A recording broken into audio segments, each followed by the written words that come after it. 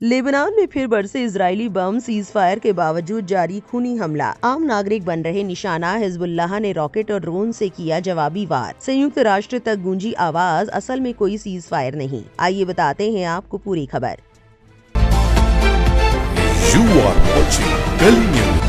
Israel ने दक्षिणी Lebanon में कई जगहों पर नए हमले किए हैं। इन हमलों में कम से कम 10 लोगों की मौत हो गई। ये हमले उस सीज फायर यानी युद्ध विराम के बावजूद हुए हैं जिसका ऐलान 2 हफ्ते पहले किया गया था। लेबनान के स्वास्थ्य मंत्रालय ने एक्स पर बताया कि शनिवार को हुए इन नए हमलों के बाद पिछले 24 घंटों में मरने वालों की कुल संख्या 41 हो गई है। वहीं 2 मार्च से अब तक कुल 2659 लोगों की मौत हो चुकी है और 8183 लोग घायल हुए हैं। लेबनान की सरकारी समाचार एजेंसी NNA ने स्वास्थ्य मंत्रालय के हवाले से बताया कि ये जिले के शौकिन शहर में इजरायली हमले में 3 लोगों की मौत हुई। इससे पहले कफर दज्जाल गांव में एक कार पर हुए हमले में 2 लोग मारे गए। वहीं लुआई जेह गांव में एक घर पर हमला हुआ जिसमें 3 लोगों की जान चली गई। शौकिन गांव पर हुए एक और हमले में 2 लोगों की मौत हुई। रिपोर्ट के मुताबिक इजरायली सेना ने नबातिये शहर के अल-कुद्स राउंड अबाउट के पास हवाई हमला किया, जबकि टायर जिले के सिद्दीकीन शहर पर भी लड़ाकू विमानों से हमला किया गया। इजरायल लगातार उस सीज फायर का उल्लंघन कर रहा है जो 17 अप्रैल से लागू हुआ था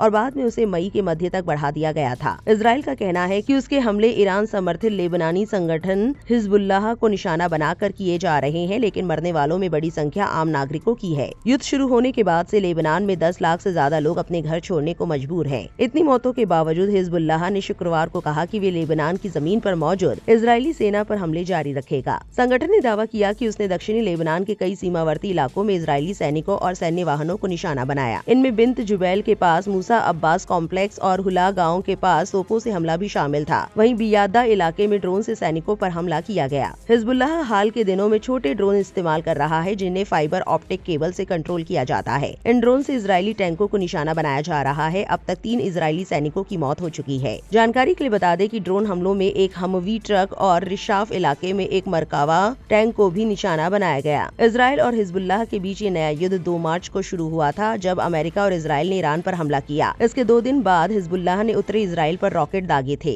इसके बाद इजराइल ने लेबनान में सैकड़ों हवाई हमले किए और दक्षिणी लेबनान में जमीनी कार्रवाई शुरू कर दी। इस दौरान सीमा के पास कई गांवों और कस्बों पर कब्जा कर लिया गया। वॉशिंगटन में घोषित 10 दिन का सीज फायर 17 अप्रैल से शुरू हुआ था, जिसे बाद में 3 हफ्तों के लिए बढ़ा दिया गया। बेरूत से रिपोर्टिंग कर रहे अल जजीरा के पत्रकार रोरी चालेंट्स ने कहा कि सीज फायर सिर्फ नाम का है। उन्होंने कहा, असल में ये सिर्फ एक कूटनीतिक व्यवस्था है। जमीन पर हकीकत ये है कि खासकर दक्षिणी इलाकों में युद्ध अभी भी जारी है, बल्कि और फैलता जा रहा है। संयुक्त राष्ट्र में चीन के राजदूत फू कॉन्ग ने न्यूयॉर्क में पत्रकारों से कहा कि असल में कोई सीज फायर नहीं है, सिर्फ कम गोलीबारी हो रही है। उन्होंने कहा, इजराइल को लेबनान पर ये बमबारी बंद करनी चाहिए। मई महीने के लिए चीन ने संयुक्त राष्ट्र सुरक्षा परिषद की अध्यक्षता संभाली है। जॉर्डन की राजधानी अम्मान से रिपोर्टिंग कर रहे अल जजीरा के पत्रकार जैक बार्टन ने कहा कि इजराइल के प्रधानमंत्री बेंजामिन नेतन्याहू पर हर तरफ से सीज फायर खत्म करने का दबाव बढ़ रहा है। उन्होंने कहा, इजराइल की ज्यादातर जनता इस सीज फायर के खिलाफ है, विपक्ष भी इसके खिलाफ है और पूरी हफ्ते सेना कहती रही कि अगर सरकार इजाजत दे तो वे युद्ध को और बड़ा करने के लिए तैयार है। उन्होंने आगे कहा,